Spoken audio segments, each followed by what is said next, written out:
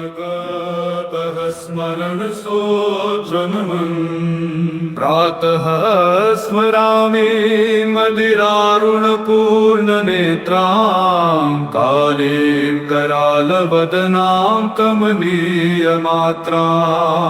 उद्यन्नितानतगतां विगतां स्वसंस्थान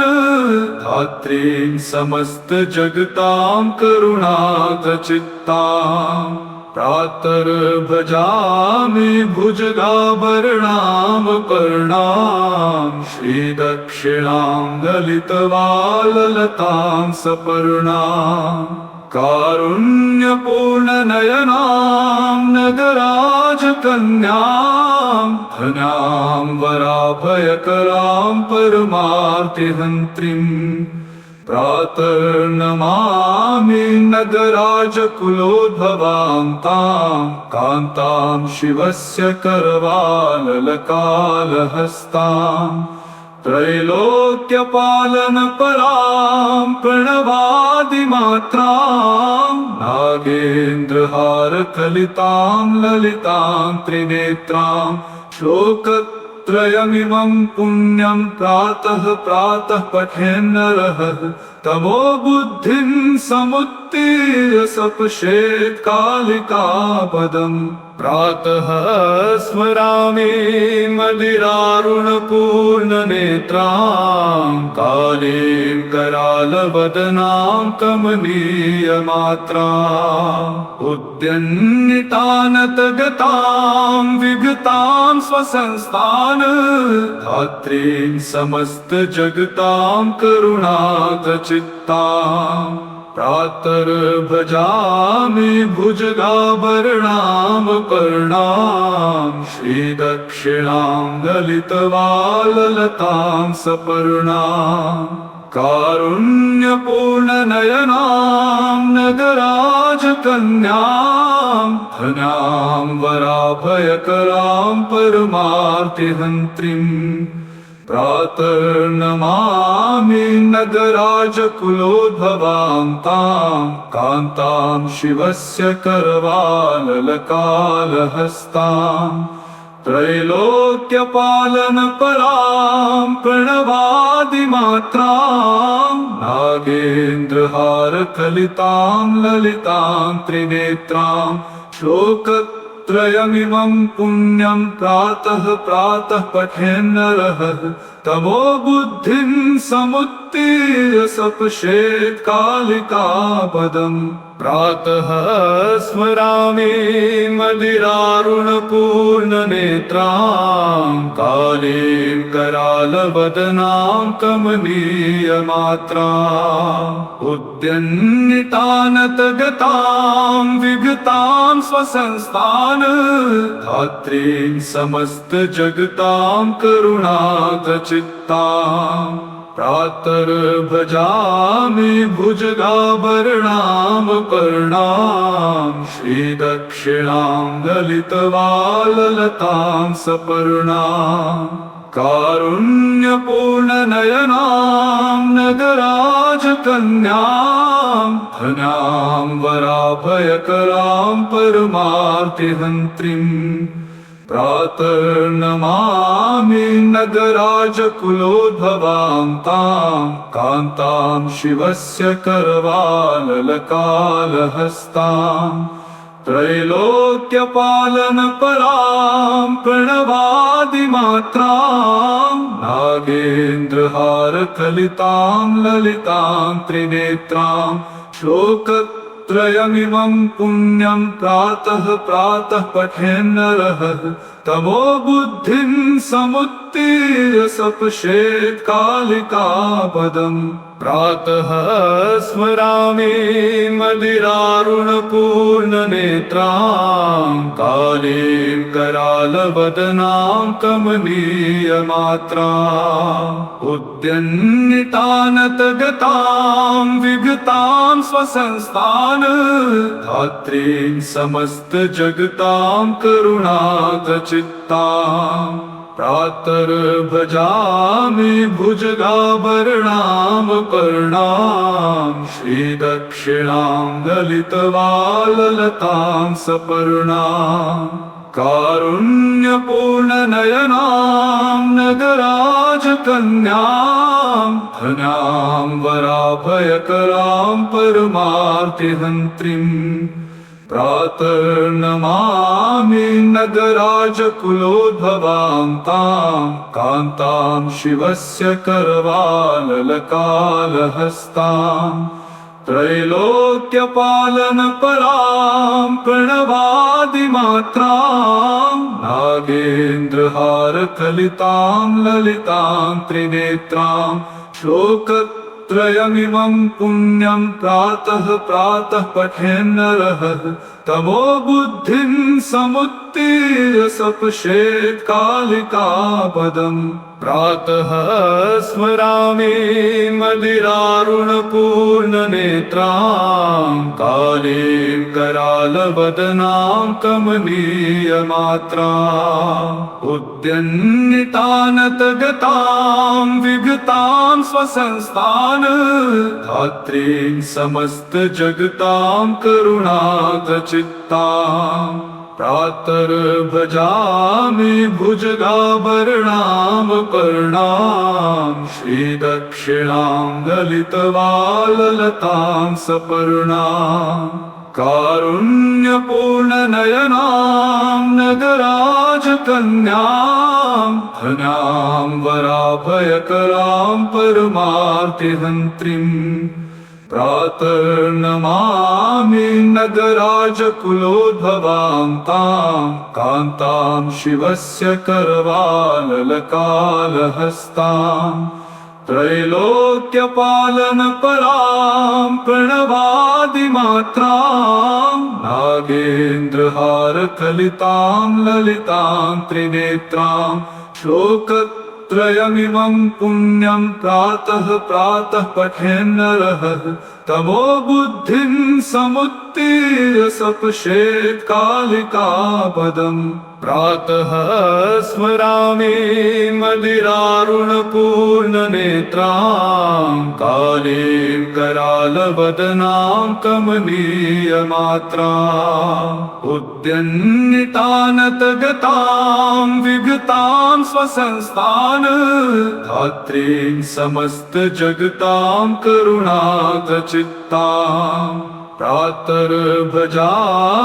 भुजगाभरणां पर्णां श्रीदक्षिणां ललितवाललतां सपर्णां कारुण्यपूर्णनयनां नगराजकन्यां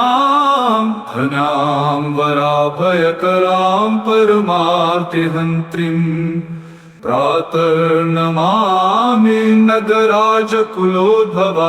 तां कान्तां शिवस्य करवाललकालहस्तां त्रैलोक्यपालनपरां प्रणवादिमात्रां नागेन्द्रहारकलितां ललितां त्रिनेत्रां श्लोकत्रयमिमं पुण्यं प्रातः प्रातः पठेन्नरः तमो बुद्धिं समुत्तीर्य सपश्येत् कालिकापदम् प्रातः स्मरामि मदिरारुणपूर्णनेत्रां कालीं करालवदनां कमनीयमात्राम् उद्यन्नितानतगतां विगतां स्वसंस्थान् धात्रीं समस्तजगतां करुणागचित्ताम् प्रातर्भजामि भुजगाभरणां पर्णां श्रीदक्षिणां ललितवाललतां सपर्णां कारुण्यपूर्णनयनां नगराजकन्यां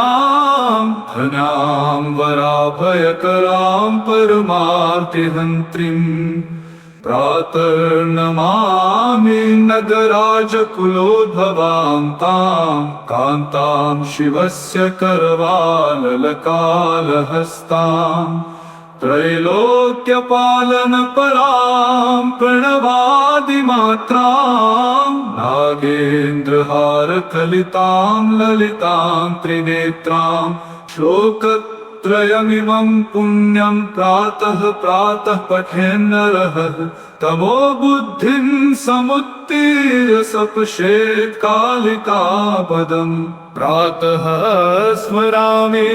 मदिरारुणपूर्णनेत्रां कालीं करालवदनां कमनीयमात्राम् उद्यन्नितानतगतां विगतां स्वसंस्थान धात्रीं समस्तजगतां करुणातचित्ताम् प्रातर्भजामि भुजगाभरणां पर्णां श्रीदक्षिणां ललितवाललतां सपर्णां कारुण्यपूर्णनयनां नगराजकन्यां धन्यां वराभयकरां परमार्तिहन्त्रीम् प्रातर्नमामि नगराजकुलोद्भवां तां कान्तां शिवस्य करवाललकालहस्तां त्रैलोक्यपालनपरां प्रणवादिमात्रां नागेन्द्रहारकलितां ललितां त्रिनेत्रां श्लोकत्रयमिमं पुण्यं प्रातः प्रातः पठेन्नरः तमो बुद्धिं समुत्तीर्य सपश्येत् कालिकापदम् प्रातः स्मरामि मदिरारुणपूर्णनेत्रां कालीं करालवदनां कमनीयमात्राम् उद्यन्नितानतगतां विगतां स्वसंस्थान धात्रीं समस्तजगतां करुणातचित्ताम् प्रातर्भजामि भुजगाभरणां पर्णां श्रीदक्षिणां ललितवाललतां सपर्णां कारुण्यपूर्णनयनां नगराजकन्यां धन्यां वराभयकरां परमार्तिहन्त्रीम् प्रातर्नमामि नगराजकुलोद्भवां तां कान्तां शिवस्य करवाललकालहस्तां त्रैलोक्यपालनपरां प्रणवादिमात्रां नागेन्द्रहारकलितां ललितां त्रिनेत्रां श्लोकत्रयमिमं पुण्यं प्रातः प्रातः पठेन्नरः तमो बुद्धिं समुत्तीर्य सपश्येत् कालिकापदम् प्रातः स्मरामि मदिरारुणपूर्णनेत्रां कालीं करालवदनां कमनीयमात्राम् उद्यन्नितानतगतां विगतां स्वसंस्थान धात्रीं समस्तजगतां करुणातचित्ताम् प्रातर्भजामि भुजगाभरणां पर्णां श्रीदक्षिणां ललितवाललतां सपर्णां कारुण्यपूर्णनयनां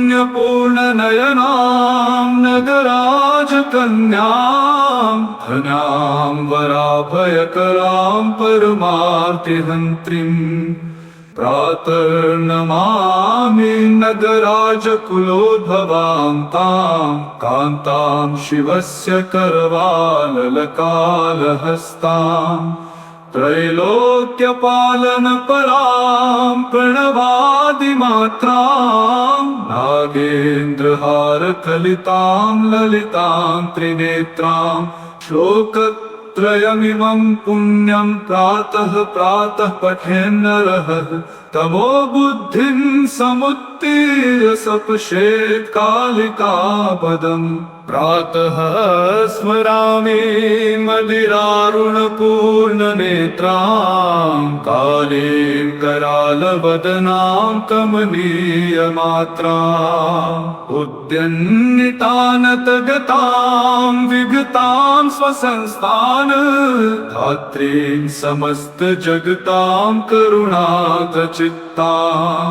प्रातर्भजामि भुजगाभरणां पर्णां श्रीदक्षिणां ललितवाललतां सपर्णां कारुण्यपूर्णनयनां नगराजकन्यां धनां वराभयकरां परमार्तिहन्त्रीम् प्रातर्नमामि नगराजकुलोद्भवां तां कान्तां शिवस्य करवाललकालहस्तां त्रैलोक्यपालनपरां प्रणवादिमात्रां नागेन्द्रहारकलितां ललितां त्रिनेत्रां श्लोकत्रयमिमं पुण्यं प्रातः प्रातः पठेन्नरः तमो बुद्धिं समुत्तीर्य सपश्येत् कालिकापदम् इति श्रीकाली प्रातः स्मरणस्तोत्रम्।